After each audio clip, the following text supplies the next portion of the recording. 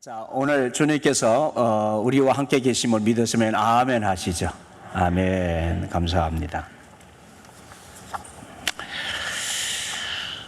우리 6.25 전쟁, 한국 전쟁 때에 북한의 포로가 되어서 끌려갔던 분 한 분의 이야기를 한번 잠깐 먼저 나눠보려고 합니다. 스크린 좀 띄워주실래요? 네, 이분인데 1994년 여기 글씨가 올라가나요? 글씨 나오나요?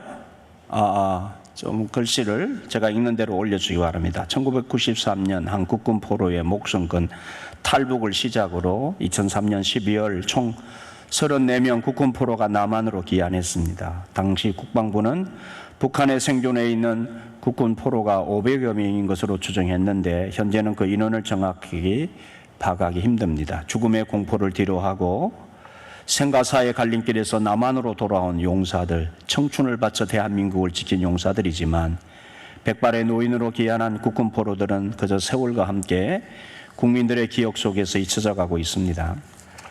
강희열 89세 된 어르신께도 6.25 전쟁은 썰어린 아픔입니다. 전쟁 당시 바다 건너 제주까지 총소리가 들려왔습니다.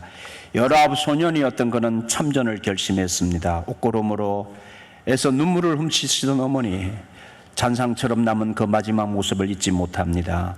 그렇게 전장에 나갔습니다. 우려와 같은 경험이 울리며 포탄이 쏟아졌습니다. 소년에게는 난생 처음 보는 광경이자 심장을 조여오는 고통이었습니다. 그래도 고향의 어머니를 생각하며 주먹을 불끈 쥐고 전진해 나갔습니다. 전진 또 전진. 앞으로 나아가던 소년의 옆으로 포탄이 떨어졌습니다. 그 때문에 한쪽 고막을 크게 다치고 말았고 청력을 잃게 되었습니다. 그리고 얼마 지나지 않아 다시 시련이 찾아왔습니다. 그만 생포되어 북으로 끌려가게 된 것입니다. 전쟁에 참전했던 것이 51년 1월이었는데 포로로 잡혀간 것은 그해 5월이었습니다. 기차는 검은 연기를 뿜으며 북으로 향했습니다. 그가 도착한 곳은 항해남도 신천의 탄광이었습니다. 전쟁의 부상이 채 가시지 않았는데 가전노동을 겪어야 했습니다. 좁은 탄광 안에 움츠리고 앉아서 석탄을 캤습니다. 석탄 가루가 묻어서 얼굴이 까매지고 손에도 굳은 살이 박힐 만큼 일하고 또 일했습니다. 어찌나 배가 고픈지 떡탄이라고 부르는 찰기 있는 흙을 캐서 씹어 삼키며 굶주림을 버티었습니다. 속이 망가져 힘들었지만 어쩔 수 없었습니다. 그렇게라도 하지 않으면 굶어 죽을 것 같았습니다. 다음 사진 넘겨주세요. 다음 사진 그거 말고. 네. 계래군 43호 국군 포로들은 늘 이름 대신 그렇게 불리었습니다. 항상 감시의 대상이었으며 자유가 없는 삶을 살았습니다. 그는 늦게라도 자신의 이름을 찾고 자유를 누리고 싶었습니다. 삶의 마지막은 고향 땅에서 눈 감고 싶었습니다. 그렇게 목숨을 걸고 두만강을 건넜습니다. 고향 땅만 밟으면 핑크빛 미래만 기다릴 줄 알았습니다. 그렇지만 야속하게도 시련은 끝나지 않았습니다. 탈북 이후 나라에서 지급한 정착금을 사기당하고 말았고 77세라는 노년의 나이에 일을 구하기도 힘들었습니다. 가장 빛날 청춘의 나이에 나라를 위해 참전했지만 의도치 않게 북으로 끌려가 가정고생을 했고 목숨 걸고 남한으로 돌아왔지만 이제는 나이가 들고 몸도 약해져 힘겨운 삶을 살고 계신 어르신들, 조국을 또 누군가를 원망할 만도 한데 그들은 하나같이 말씀하십니다. 전쟁에 참전한 것을 후회하지 않습니다. 다시 태어난다고 해도 나의 조국이 위험에 빠진다면 당연히 지킬 것입니다. 여러분, 이 이야기를 듣고 많은 생각을 하게 됩니다.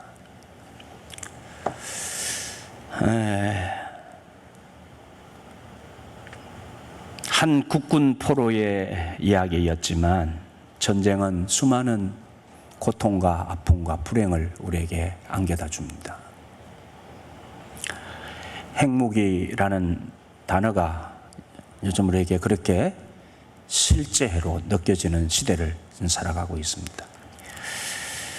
전쟁이란 주제도 우리 입장에서는 매우 현실적이면서도 실제적 상으로 연결되는 이슈입니다. 지금 우크라이나와 러시아가 전쟁 중에 있는데 참으로 안타까운 일입니다. 온 세계 사람들은 불안과 긴장 속에 있습니다.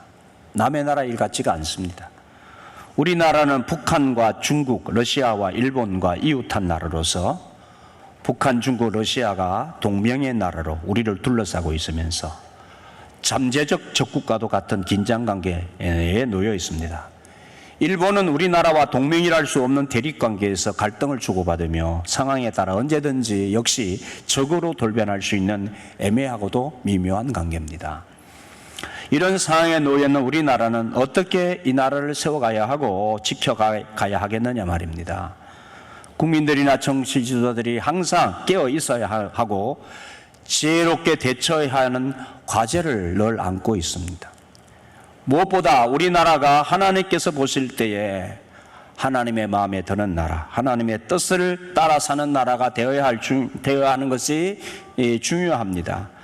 하나님이 지켜 보호하시고 하나님이 붙들어 주시는 나라가 되어야 합니다. 여러분, 하나님이 원하시는 나라가 어떤 나라일까요? 네, 하나님이 원하시는 나라가 있단 말이에요. 하나님이 원하시는 하나님의 나라. 저 천국의 하나님의 나라가 너희들 가운데, 이 땅 가운데, 너희 나라 가운데, 이 열방 가운데 이루어지면 좋겠다고 하나님 말씀하셨죠. 그 천국의 나라가 우리 나라가 되어지는 나라가 어떤 나라가 되어야 하느냐 그 말이죠. 하나님을 알고 하나님을 주인으로 모시는 나라죠. 하나님께서 이 땅의 주인 되시는 나라가 곧 하나님의 주권을 인정하는 나라와 국민들이 하나님이 원하시는 나라가 아니겠습니까? 아멘 있습니까? 아멘 좀 크게 하시죠. 예. 애국가 가사에 하나님이 보호하사 우리나라 만세, 참 좋은 가사입니다. 세계 어느 나라에 이런 가사를 가지고 있는 국가가 있겠습니까?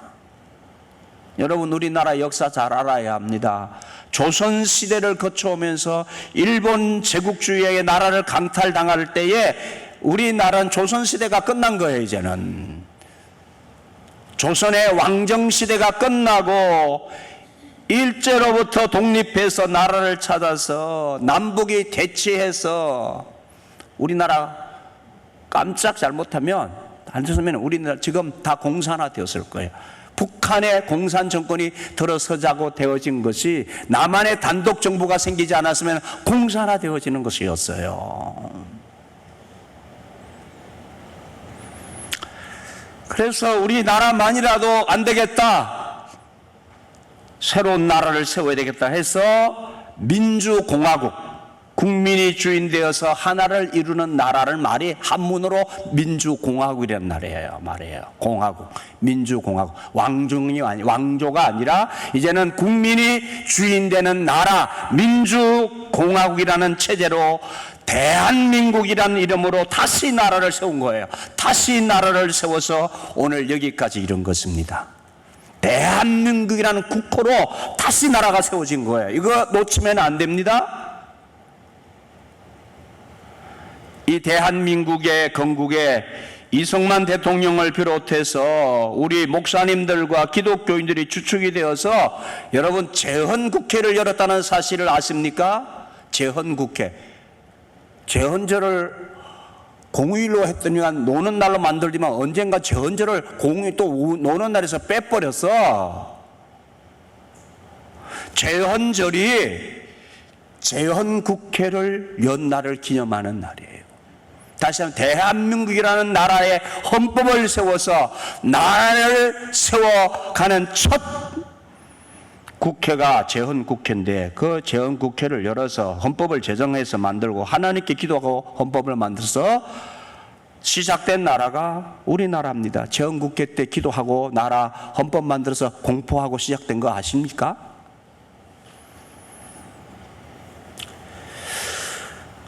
그렇습니다. 여러분, 이승만 대통령에 대해서 공과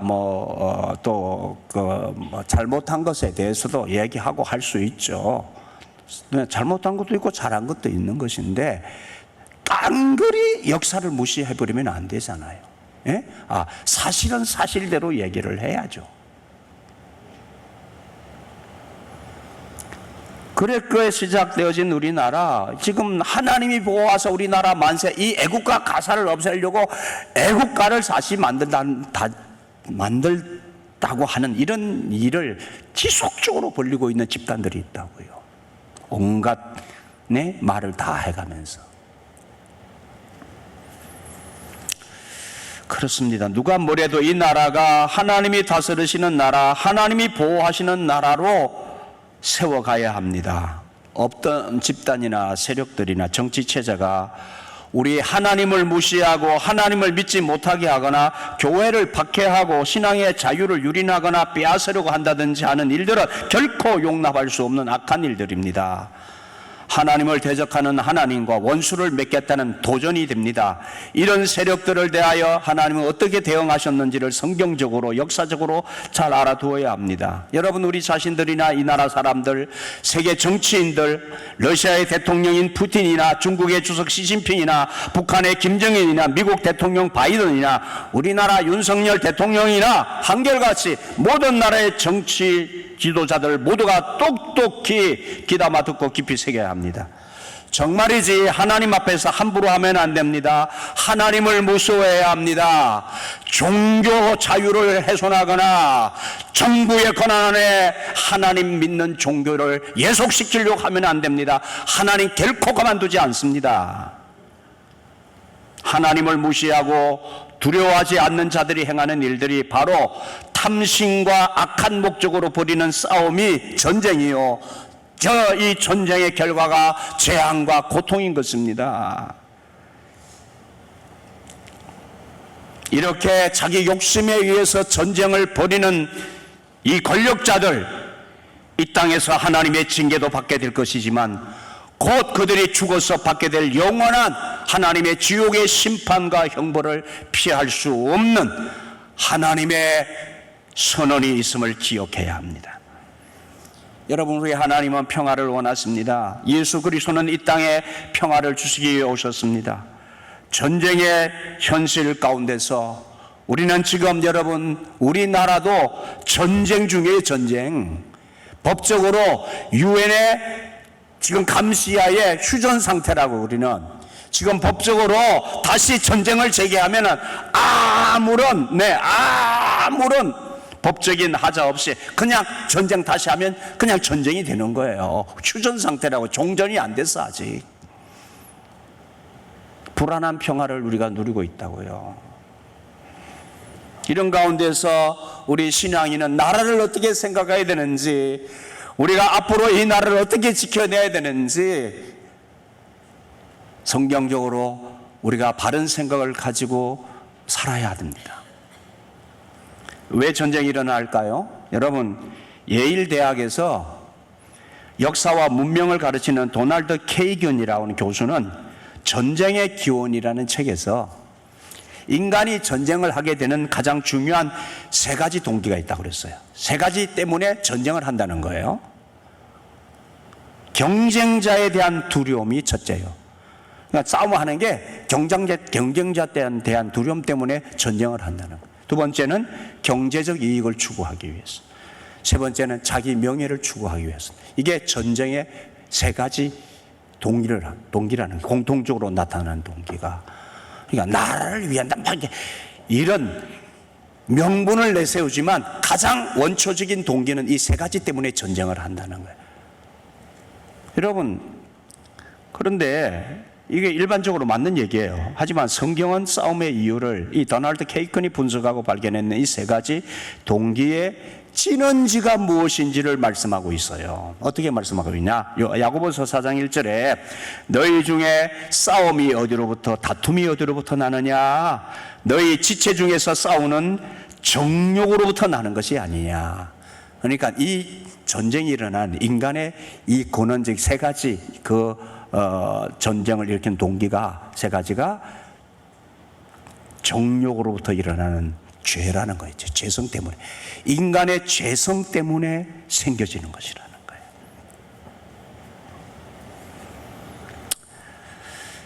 그러니까 다른 말로 하면 결국 인간의 삶을 불행하게 만드는 것은 죄 때문이라는 거예요. 인간의 죄악성 때문이라는 거예요. 오늘 성경에 보면은 이스라엘 나라에 전쟁이 일어납니다. 당시 최강대국 블레셋이 유대 나라에 쳐들어왔습니다. 왜 전쟁이 일어났습니까? 그것들 죄 때문입니다. 여러분, 여기에 죄는 그 블레셋이라고 하는 나라도 이 골리앗을 내세워서 싸움을 또 역시 세 가지, 도널드 케이컨이 말한 세 가지 그 죄로 인해서 탐욕을 부리면서 침공해 온 거예요. 그리고 이스라엘의 죄 때문에 하나님이 또 전쟁을 통해서 그 하나님이 죄를 다스리시는, 죄를 심판하시는 전쟁도 많이 있습니다.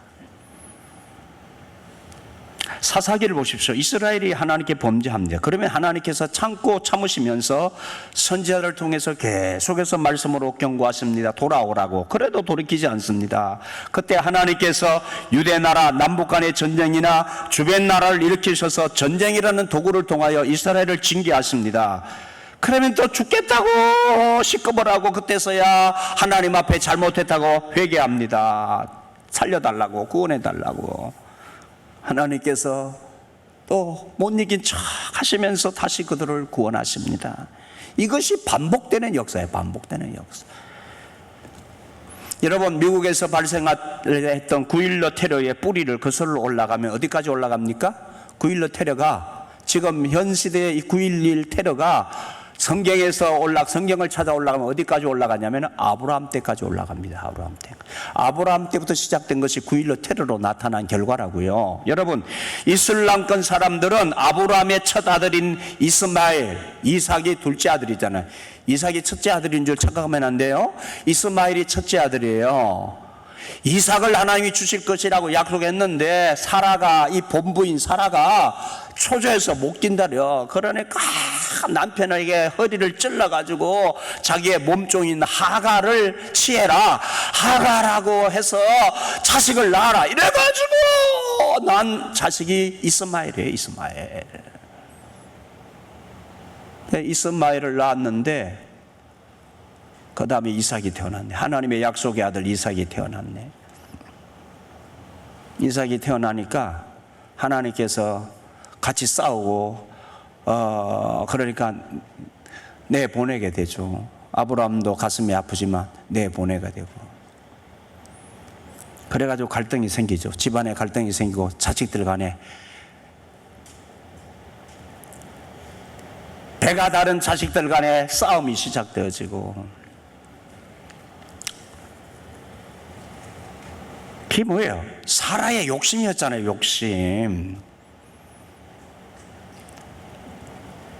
자기 마음대로 하고자 하는 욕심 때문에 하나님을 약속을 못 기다리고, 우리들이요, 여러분 가정의 생활 속에 문제가 생기는 게 뭐냐면 하나님의 뜻을 따라 살지 않고 내 생각대로 뜻을 따라 살기 때문에 나타나는 현상들이 얼마나 많은지 살펴보셔야 돼요. 그 결과 지금 이 이슬람 사람들과 유대인들 사이에 이렇게 지금까지 이런 일이 일어난다니까요. 지금 이슬람 사람들은 미국이 유대인들을 편을 드니까 이슬람 국가들은 자기들이 또 뭉쳐가지고 미국과 유대 사람들을 공적인 적으로 삼게 됩니다. 예. 뿌리가 뭐냐고요? 뿌리가 죄입니다. 죄. 하나님의 뜻을 거스르는 죄. 여러분, 인간의 죄의 문제가 해결되지 않으면 인류는 전쟁의 공포에서 벗어날 수 없습니다. 싸움을 끝낼 수 없는 이 인간의 심각한 죄성을 불행하게도 인간은 모른다니까요. 심각하게 받아들이지 않는다니까요. 이게 문제야. 자기의 죄성을 몰라. 심각하지 않아. 자기는 그냥 포장하고 살아. 나 같은 사람은 무슨 그렇게 심각한 죄, 내가 무슨 그런 악한 종류의 존재겠어? 나 정도는 나이스한 사람이지, 나 정도는 괜찮은 사람이지, 이러면서 포장을 하고 살고 있다니까요. 그런 글을 건드리면 바로 내가 뭐 어땠다고 이러면서 또 난리를 치고 이러면서 산다고. 우리가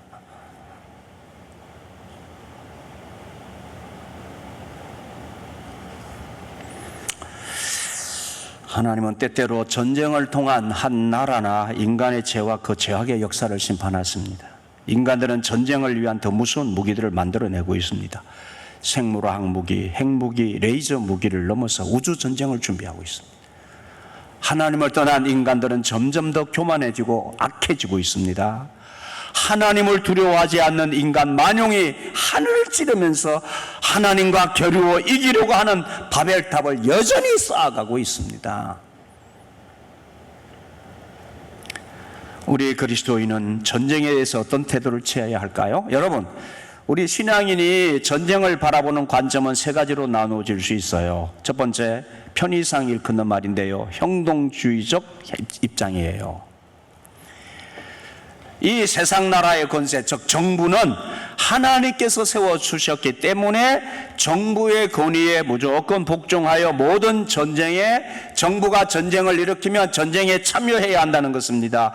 주장 근거는, 성경 구절은 바울의 말을 인용합니다. 로마서 13장 1절에 각 사람은 위에 있는 권세들에게 복종하라. 권세는 하나님으로부터 나지 않음이 없나니 모든 권세는 다 하나님께서 정하신 바라.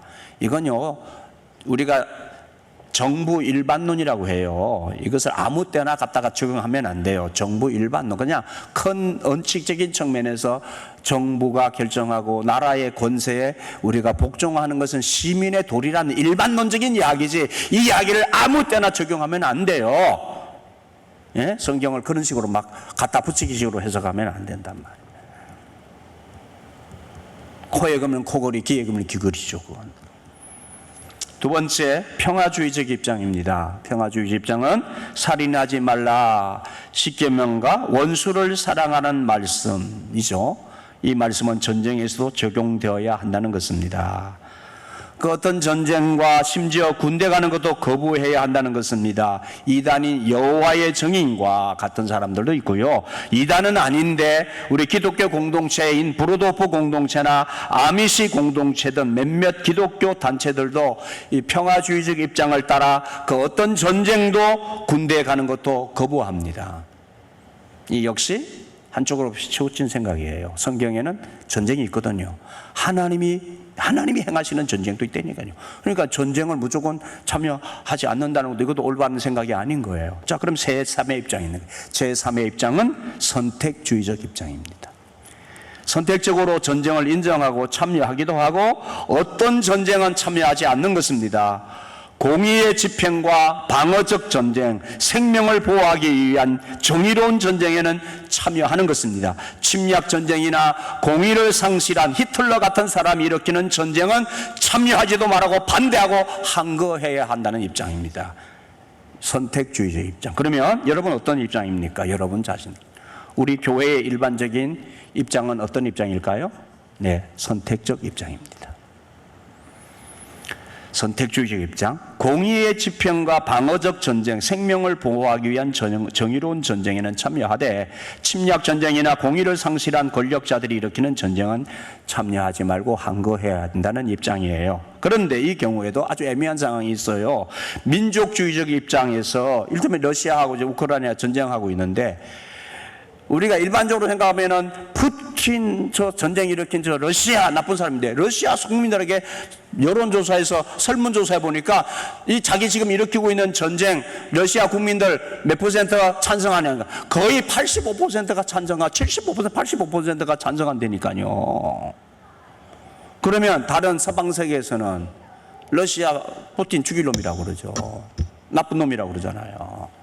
이게 뭐예요? 왜 그래요?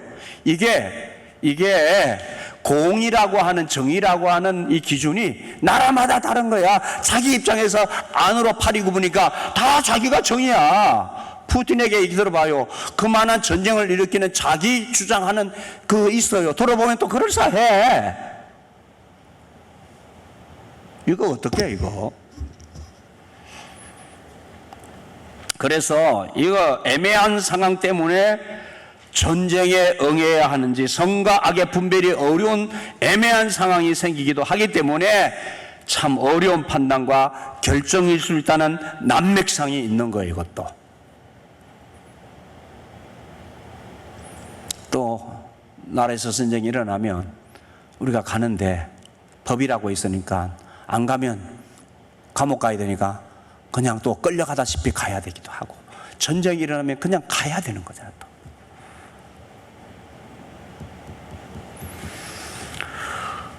원칙적인 면에서 개인의 자유와 신앙의 자유를 누리고 평화를 보존하기 위한 의로운 전쟁은 신앙 안에서도 수용되어야 하는 것이 성경적인 입장입니다. 오늘 성경 본문으로 들어갑니다. 전쟁은 여호와께 속하였다고 다윗이 고백하고 있습니다. 전쟁을 하나님께서 허용하시고 허락하시고 개입하시고 계시다는 말입니다. 다윗은 이 전쟁에 참여하여서 승리하였고 그 다윗의 신앙을 하나님은 받으셨습니다. 여러분, 우리가 전쟁 없이 평화를 누리고 또 전쟁에서 승리할 수 있고 나라를 지켜낼 수 있는 길이 무엇인가요? 닉 스켈론이 지은 기업들의 전쟁에서 보면 그래서 역사적으로 어떤 군대나 지휘관이든지 적을 물리치고 승리할 수 있었던 데는 세 가지 주요 이유가 있었다고 했습니다. 네 가지 기본 전략 중 한 가지를 반드시 사용했다고 합니다. 전쟁에 대한 일반 이론인데요, 생각해보면 상식적 이론입니다. 다 설명할 수는 없고요. 승리할 수 있는 세 가지 중요한 이유는, 첫째가 우세한 무기와 전략 체계였다. 이것도 상식적인 거잖아요. 그렇죠? 근데 연구해보니까 그렇다는 거예요. 승리할 수 있는 세 가지 중요한 이유 중에 첫째가 우세한 무기가 있어야 되고 전략적인 체계가 분명히 있어야 된다. 둘째가 높은 힘 대 공간 비율이었고, 셋째가 강력한 방어 위치였다고 합니다. 여러분, 어떤 전쟁이든지 상대방보다 강한 무기와 전술을 가지고 있으면 승리한다는 것은 일반적인 이론으로 맞습니다. 상식입니다. 칼을 가지고 있는 사람과 총을 가지고 있는 사람과 싸우면 총 가진 사람이 이기죠. 비교될 수가 없는 겁니다. 그 무기로 네 가지 전략 중 하나를 효과적으로 선택하면 이긴다는 거예요. 역사상 위대한 전투에서 그 다음 네 가지의 기본 전략 중에 하나가 반드시 사용되었다고 합니다. 그런 면에서 전쟁 일반론적으로 말하면 우리나라도 침략용이 아닌 전쟁 방어용으로 핵무장을 해야 옳은 거예요. 왜냐하면 여러분 잘 들으세요. 인간의 재성 안에서 나타나는 이 싸움은 힘의 대결이에요. 힘의 대결. 그래서 우리나라가 왜 수많은 외세의 침략을 당했습니까? 무시당하니까. 저것들 깔보니까 그냥 얕보고 들어오는 거잖아요. 힘이 없다고 생각되니까 얕보고 들어오는 거예요. 그러니까 균형을 맞춰야 돼. 힘의 균형을 맞추어야 방어가 되는 거예요. 이게 기울여지면 힘 있는 사람들이 자기의 유익한 목적을 위해서 남의 나라를 뺏는 거야. 그렇기 때문에 우리가 지금 북한이 핵을 만들고 시위를 하고 할 때 핵무장을 해야 된다니까요. 네? 미국이 지금 대륙간 탄도미사일을 북한이 미국을 향해서 쏘는데 그 미국이 우리나라를 핵으로 지켜줄 것 같습니까? 우리나라 핵무장 해야 되는 거예요. 여러분, 우리 여론이, 국민들이 일어나야 되는 거예요. 핵무장 해야 된다고 말해야 되는 거예요. 공격하기 위해서가 아니라 방어용으로 가지고 있으면 못 들어와요. 맞습니까?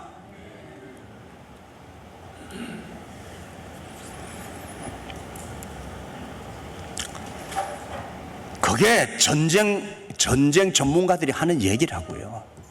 역사적으로 역사를 보면서 하고 있는 얘기라고요.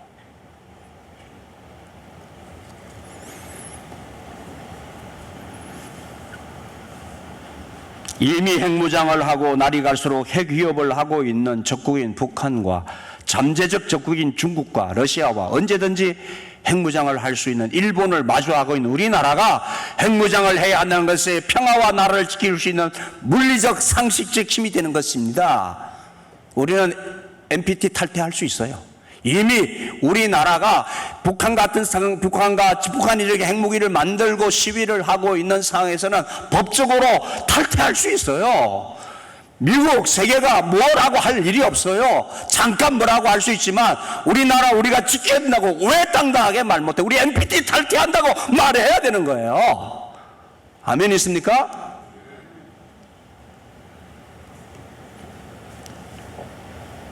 그래야 그냥 하면 안 되겠네 하고 중국이 움직이고 북한이 움직여서 그렇게 해서 뭔가 이거 핵무기 이거 우리 하자. 또 왜 당당하게 말 못해? 또 유엔에서 우리나라가 이제 그 상임이사국들 앞에서 너희들 있는 것도 다 없애. 왜 너희들만 만들어 놓고 왜 우리는 못 만들게 해? 당당하게 말해야 돼 이제. 예? 다른 유엔기구 만들겠다고 그래. 왜 그런 말 못해? 다른 유엔기구 너희들 말 안 되는 우리 다른 유엔기구 만들어 가지고 다시 그럼 너희들하고 한번 대처해볼까? 왜 너희들은 만들고 배짱 부리고 앉았어? 왜 그런 소리 못하냐고. 배짱 있게.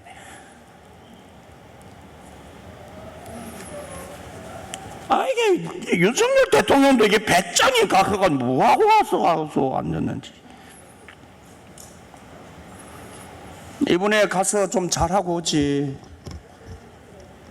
예?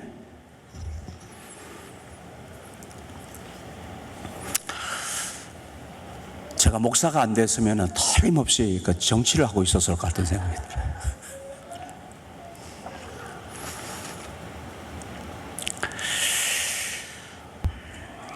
하지만 여러분, 이런 상식적, 물리적, 일반적 힘, 무기가 있다고 정말 모든 전쟁에서 다 이기는 것일까요? 방어는 할 수 있지만 싸운다고 다 이기는 거 아니잖아요.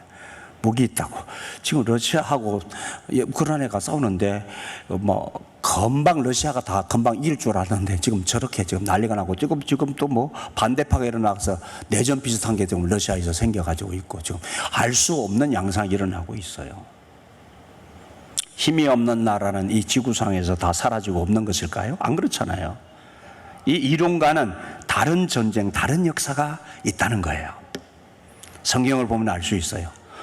오늘 다윗과 골리앗의 전쟁을 통해서 몇 가지 역사적 교훈을 우리가 얻고자 합니다. 당시 17살 된 소년 다윗이 물맷돌 5개로 양을 지키던 물맷돌, 사자로부터 맹수로부터 양을 지키던 물맷돌을 어릴 때부터 연습해가지고 아주 명중률 높여가지고 그 사자를 맹수들을 물리친 물맷돌, 이렇게 새총 같은 일 가지고 여기다 돌 이만한 거 넣어가지고 팍 돌리면 그냥 딱 가서 명중시키는 그게 물맷돌이에요. 물맷돌. 그거 하나 달랑 들고 그 거대한 골리앗을 향해서 전쟁에서 나갑니다. 나가서 싸우는데 사람이 보면 싸울 의욕조차 상실해버리는 상황입니다. 그러나 다윗이 싸웠습니다. 결론은 다윗이 이겼습니다. 어떻게 이겼습니까? 하나님의 이름으로, 즉 하나님의 힘으로 싸우고 하나님을 힘으로 싸워서 이겼어요. 그러니까 우리나라가 하나님의 이름으로, 하나님의 이름을 의지하고 하나님 주시는 힘으로 이 나라를 세워야 되는 거예요. 다윗이 하나님 이름으로 나아갔어요. 골리앗은 칼과 단창으로 나왔지만 다윗은 하나님의 이름으로 나갔습니다. 닉 스킬론의 이론이 하나님이 개입하시는 전쟁에서는 다 안 맞아요. 다윗은 무기도 보잘것 없잖아요. 칼과 돌의 싸움입니다. 그러나 전략과 전술에서 이긴 것인데 그 전략과 전술이 하나님의 전략과 전술이었던 거예요. 다윗의 무기는 그가 신뢰하는 하나님이었습니다. 다윗이 신뢰하는 하나님, 어떤 하나님이시라고요? 오늘 본문에서 벌어지고 있는 전쟁이 어떤 전쟁입니까? 하나님께서 약속하신 땅을 차지하기 위한 전쟁이에요. 그러니까 하나님이 땅의 주인을 바꾸시는 전쟁인 거예요. 모양은 블레셋이 침공에 들어왔지만 그 싸움은 하나님께서 허락하신 전쟁인 거예요. 하나님께서 블레셋을 물리시고 가나안 땅을 하나님께서 약속하신 대로 이스라엘에게 주시기로 한 전쟁이에요. 여러분, 하나님이 싸우시고 하나님이 전쟁하시는데 누가 이기겠어요? 칼과 창이 이길 수 없는 거예요. 핵무기가 못 이겨요. 하나님이 싸우시면. 구약 성경에는 124번의 전쟁의 역사가 기록되어 있습니다. 이 전쟁들은 주로 하나님께서 역사에 개입하시는 전쟁입니다. 하나님께서 역사에 개입하시는 전쟁은 하나님께 속한 것이라는 것이. 아멘 있습니까? 전쟁은 하나님께 속한 거예요. 새 역사를, 하나님께 반한 역사를 하나님 바꾸시고 하나님께서 원하시는 역사로 바꾸시기 위한 하나님께서 개입하시는 전쟁. 그렇습니다. 하나님이 개입하시면 홍해가 갈라지는 기적이 일어납니다. 여리고성이 무너집니다. 여리고성의 전투도 전쟁이었잖아요. 아이성도 무너지는데 아이성 전쟁에 나갔다가 말도 안 되는 이 이스라엘에는 아이성은 잽이 안 되는 작은 성이야. 그런데 그 성 전쟁에서 이스라엘이 대패하고 말아요. 왜? 하나님 뜻대로 안 했어. 하나님 말씀대로 순종을 안 하고 나가서 자기 힘 의지하고 하다가 대패하잖아요. 그때 군사력은 이스라엘이 압도적이었어요. 말도 안 되게 압도적이었는데 아이성 전투에서 대패해요. 왜? 하나님이 안 싸우시니까. 너 한번 싸워봐라. 너희들이 힘들어. 하나님이 이스라엘 그 사람들 교만을 주님이 시험하셨어. 그래 싸워봐라.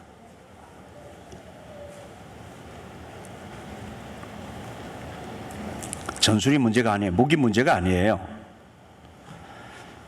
로마서 8장 31절에 만일 하나님이 우리를 위하시면 누가 우리를 대적하리요? 라고 고백하고 있습니다. 여러분, 하나님 의지해야 합니다. 우리나라가 하나님 의지해야 되고요. 늘 하나님의 도우심을 바라야 되고요. 여러분의 생활 속에서도 전쟁이 있어요. 이것은 우리의 육적인 전쟁이에요. 예? 육적인 전쟁인데 이 육적인 전쟁은 영적인 전쟁과 연결되어 있어요. 여러분은 우리의 삶의 자리에, 내 직장 생활에, 내 공부하는 것에, 여러분 사업하는 것에, 여러분 가정생활을 하는 것에, 신앙생활을 하는 또 우리 교우들을 간의 관계에 있어서나 다 이 육적인 전쟁을 하고 그 영적인 전쟁과 연결되어 있는 전쟁이라는 사실을 아십니까? 오늘 우리의 삶의 자리가 영적 전쟁터예요. 이 싸움을 잘 싸워야 돼. 이 전쟁을 날마다 잘 싸워서 이겨야 되잖아요. 하나님 의지하지 않으면 우리는 여호와 이름으로 싸우면 이기는데 하나님 의지하지 않고 내 생각대로 살면 집니다. 여러분, 면소레담이 상품의 이름이자 회사 이름인데 면소레담 아시죠? 면소레담 다른 말로 뭐라고 그래요? 안티프라민. 이 프라민 그 통에 여자 간호사 이렇게 저거 우리나라 유한양에서 갖다가 팔잖아요. 그 약 굉장히 오래됐어요. 지금도 우리 집에도 있어. 나도 발라. 야, 잘 들어요. 그치, 바르면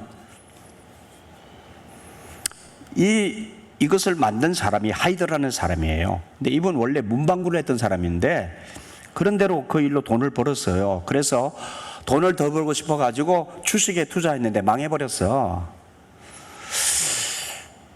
그래서 망하고 나니까 비로소 이제 정신을 차리고 하나님 놓쳐버리고 하나님 의지하지 않고 살았던 자신이 생각나서 하나님 앞에 나와서 무릎 꿇는 거예요. 여러분, 우리가요 있으면은 하나님 안 찾는다니까.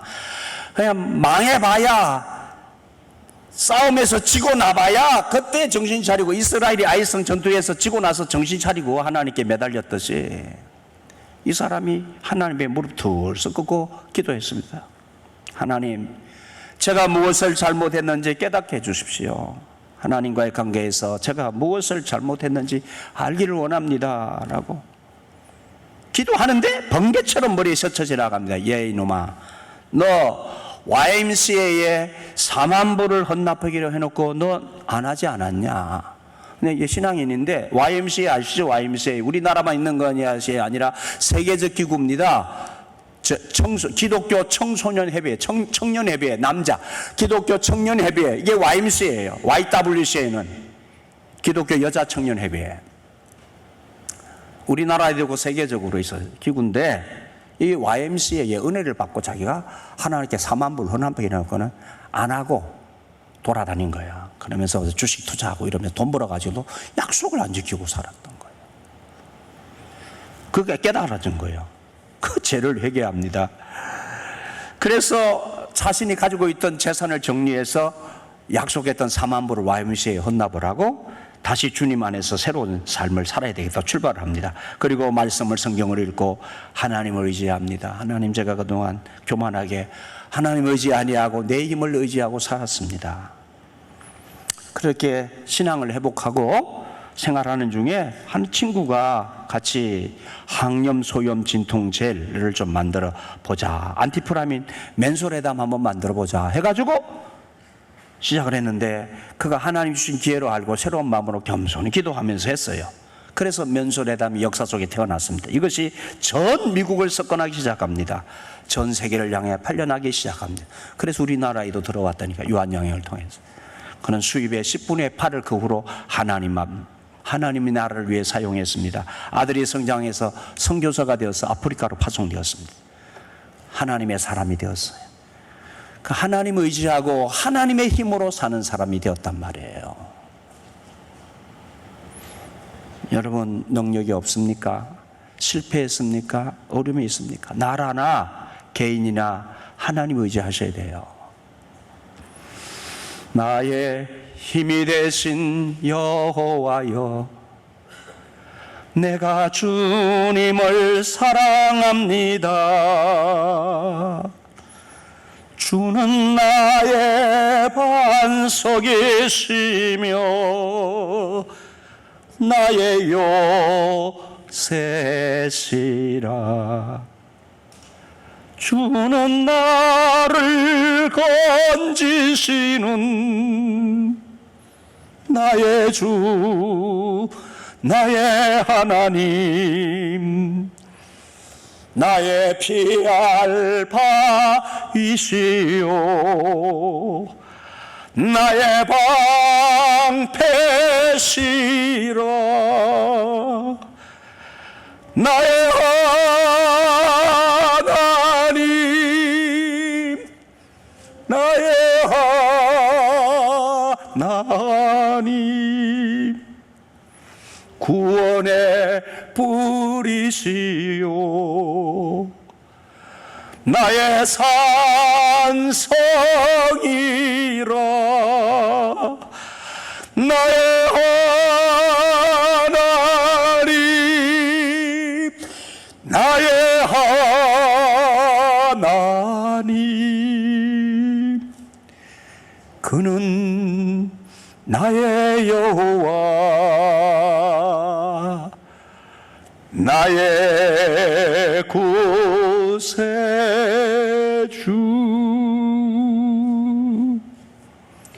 여러분, 이 찬양 마음 담아 내 마음을 주님 앞에 드리면서 정말 주는 나의 하나님, 나의 산성, 나의 방패, 나의 구원자이십니다 하고 하나님을 의지하면서 살아보세요. 어떤 기적이 일어나는지, 어떤 역사가 일어나는지 한번 여러분 그 고백하면서 살아보시라고요.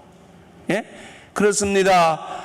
우리 대한민국의 하나님, 우리 대한민국의 하나님, 그 고백을 하나님께 올려드리면 하나님이 이 나라 하나님 붙드신다고요. 예? 행복에 붙드는 게 아니라.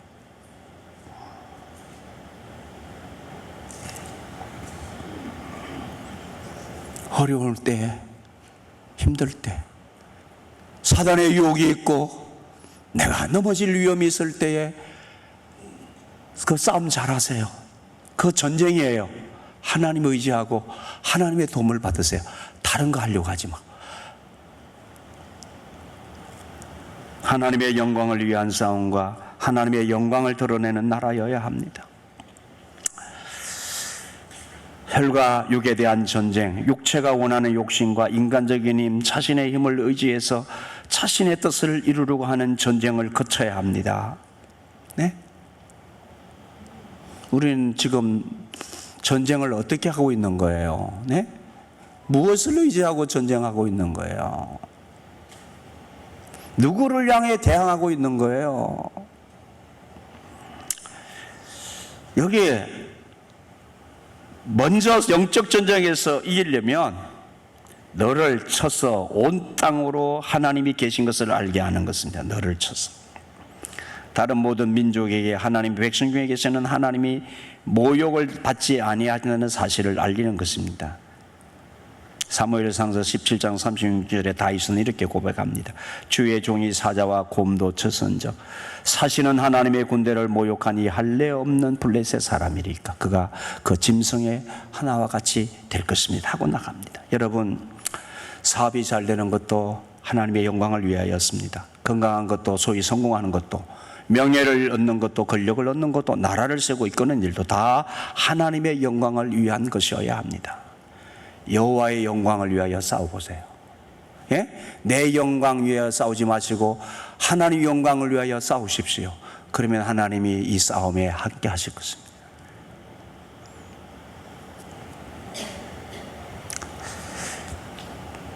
체인스토어 슈퍼마켓을 2000개나 운영하는 미국의 기업가 제이시 펜이라는 사람이 있어요. 그가 55살 때에 4천만 달러의 재산을 파산당하고 다 망했습니다. 그때부터 그는 앞으로 하나님의 뜻을 위해 살겠다고 그도 그렇게 결심합니다. 그래서 그는 교회 선교 사업을 위해서 헌신하게 되었습니다. 플로리다 주에 은퇴 교육자를 위한 100채의 집을 지어서 하나님께 바쳤어요. 그러면서 그는 간증하기를, 내가 과거에 예수를 발견하기 전에는 피땀을 흘려 번 돈이니 내 마음대로 써도 될 권리가 있다고 생각하며 살았으나 결국에는 모두 실패하고 말았다고 했습니다. 내 마음대로 쓰는 것인 줄 알았다. 하나님이 하나님의 영광을 위해서 나로 하여금 돈을 벌게 했다는 것을 몰랐습니다. 그런 얘기죠.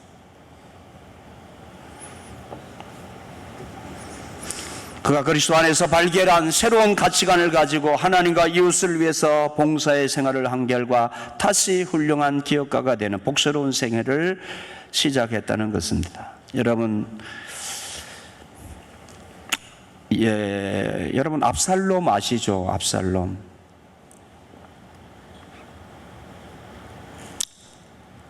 이 압살롬은 자기 영광 구하다가 결국 비참한 최후를 맞잖아요. 그 권력을 가지고 있다가 자기 영광 구하다가 비참한 최후를 맞아요. 헤롯 왕, 분봉왕 헤롯도 그 권력 가지고 자기 영광 구하다가 성경의 표현대로, 예? 그 무슨 병인지 모르는 악한 병인데 충이 먹어 죽었다고 그랬잖아요. 여러분, 인생의 방향을 하나님의 영광을 위하는 목적으로 바꾸세요.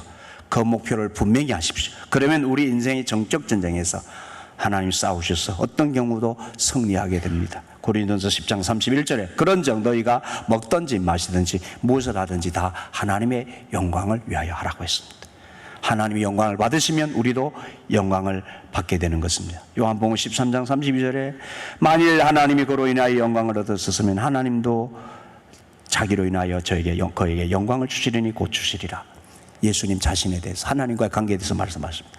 여러분, 우리나라 다시 6.25와 같은 전쟁이 없는 평화의 나라, 신앙의 자유와 함께 모든 개인의 자유가 보장되는 자유 대한민국, 하나님께서 지키시고 보호하시고 복을 더하시는 나라가 되도록 하나님의 이름으로, 즉 하나님의 힘으로 싸우고 하나님을 의지하고 하나님을 힘으로 삼는 나라로 세워가십시다.